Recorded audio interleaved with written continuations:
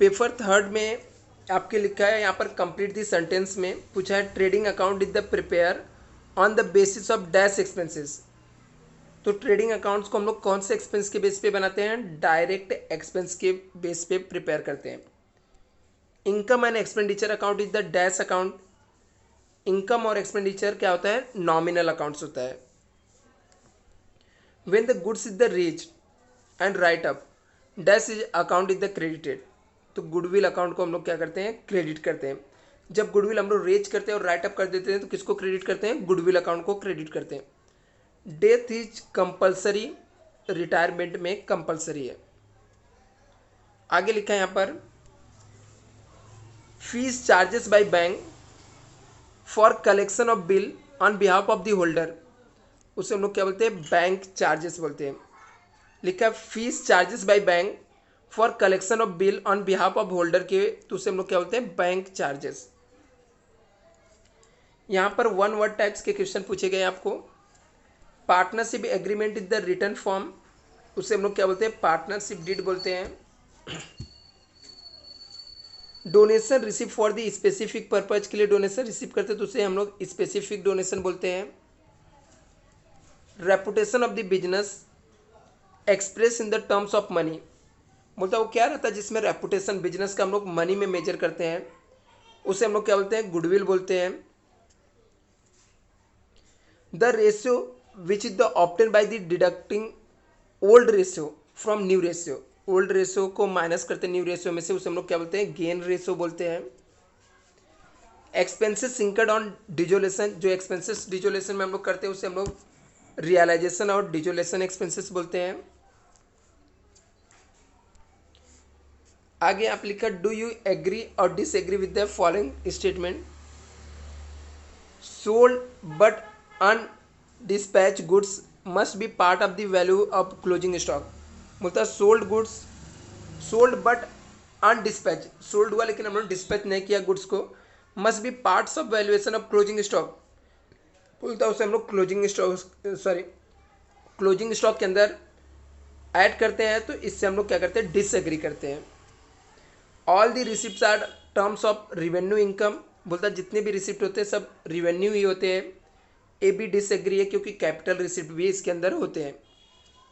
On dissolution of bank overdraft is the transfer realisation account, बोलता है डिजोलेशन में जो बैंक ओवरड्राफ्ट होता है उसको ट्रांसफर करते रियलाइजेशन अकाउंट में, तो ये क्या हो जाएगा? डिसएग्री है।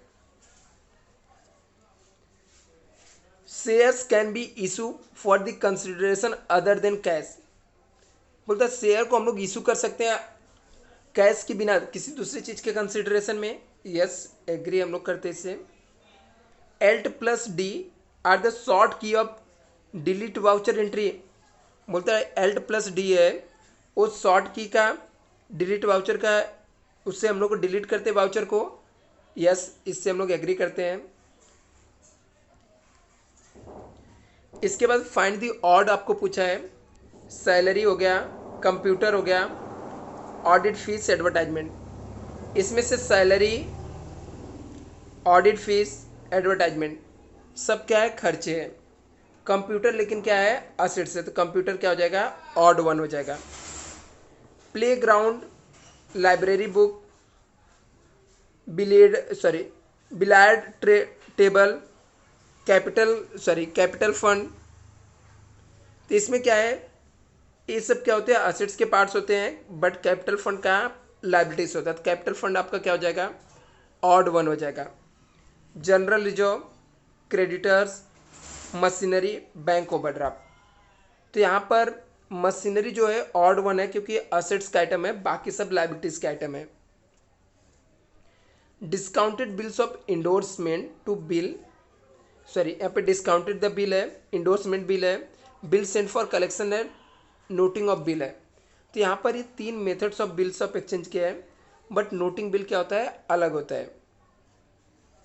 Gross profit ratio, net profit ratio, operating profit ratio, liquid ratio, तो इसमें से जो लिक्विड रेशियो है ये बैलेंस शीट का रेशियो है, इसलिए क्या हो जाएगा? ऑड वन हो जाएगा। नेक्स्ट पेपर हम लोग पेपर 4 देखते हैं। सबसे पहला क्वेश्चन यहाँ पे वन सेंटेंस पूछा गया जिसको आप लोग रीड कर लेना, मैं जस्ट बता देता हूँ क्या क्या पूछा गया है।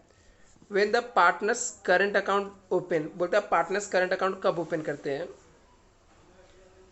व्हाट इज द सरप्लस क्या है, what is the sacrifice ratio क्या है, what is the capital deficiency क्या है, what is the relationship between drawer and drawing क्या है। इसके बाद आपको पूछा गया do you agree disagree types के क्वेश्चन पूछे गए हैं। The Indian partnership act come into exist in the year 1945, बोलता है इंडिया में इंडियन पार्टनरशिप एक्ट 1945 में आया था। तो हम लोग इससे डिसएग्री करते हैं क्योंकि इंडियन पार्टनरशिप एक्ट 1945 में नहीं आया था। Receipt and payments account contain only transaction related to current year, बोलता है रिसिप्ट और पेमेंट के अंदर सिर्फ करंट ईयर के ट्रांजेक्शन होते हैं। इससे भी हम लोग डिसएग्री करते हैं क्योंकि उसके अंदर लास्ट ईयर के भी नेक्स्ट ईयर के भी होते हैं रिसिप्ट और पेमेंट के अंदर। Retiring partners called at the outgoing partners, बोलते हैं यस, इससे हम लोग एग्री करते हैं। जो पार्टनर जा रहा है उसे हम लोग आउटगोइंग पार्टनर्स बोलते हैं। Deceased partner is not entitle to goodwill of the firm, बोलता है जो डिसीज पार्टनर रहता है, जो जिसका डेथ होता है, उसको गुडविल का कोई भी हिस्सा नहीं मिलता है। इससे हम लोग डिसएग्री करते हैं। Purchase of fix assets the investment cash, sorry investing cash flow है, एग्री करते हैं हम लोग। इससे हम लोग इन्वेस्टिंग कैश फ्लो बोलते हैं। इसके बाद राइट वन वर्ड टाइप्स के क्वेश्चन पूछे गए हैं। Person who form the partnership firm, उसे हम लोग क्या बोलते हैं, पार्टनर्स बोलते हैं। The account in which selling expense of the business are recorded, बोलता है वो कौन से अकाउंट्स होते हैं जिसमें सेलिंग एक्सपेंस रिकॉर्ड करते हैं, प्रॉफिट एंड लॉस होता है।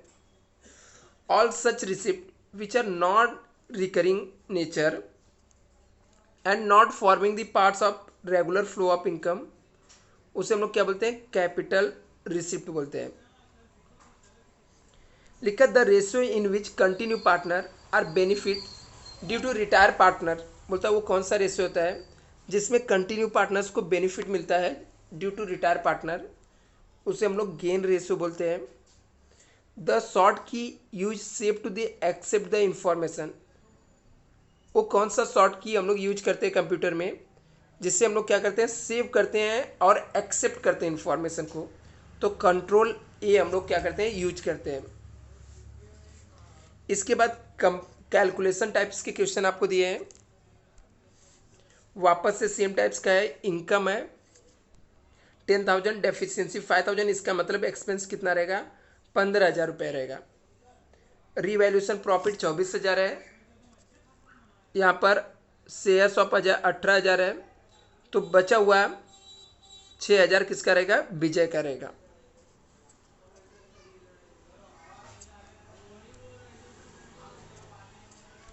क्रेडिटर है, बिल्स पेबल है, थर्ड पार्टी लायबिलिटीज है। तो यहाँ पर टोटल लायबिलिटीज हम लोग का इतना है जिसमें से बिल्स पेबल 18,000 है, तो हम लोग 18,000 माइनस कर देते हैं तो 31,000 क्रेडिटर रहेगा। डेट ऑफ एक्सेप्टेंस दिया है, 3 मंथ्स का बिल है, तो 3 डे ग्रेस डे ऐड हो जाएगा, तो यहाँ पर आ जाएगा 28 आ जाएगा। फिर इसमें 3 मंथ्स का है, मतलब अगस्त के बाद सितंबर 1 हो गया, अक्टूबर, नवंबर, तो इसका डेट आ जाएगा 29 नवंबर, अगस्त, सितंबर, अक्टूबर, नवंबर, 11, 2011 जो भी ईयर रहेगा उसके हिसाब से हम लोग क्या करेंगे, 2020 आ जाएगा इसका। कॉल्स इन एरियस आपको दिया है,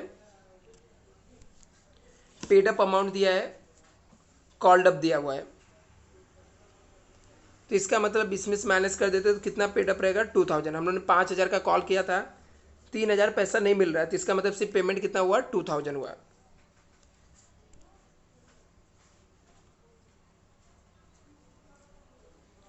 ये पेपर 5 है जिसमें एमसीक्यू टाइप्स के क्वेश्चन पूछा गया है।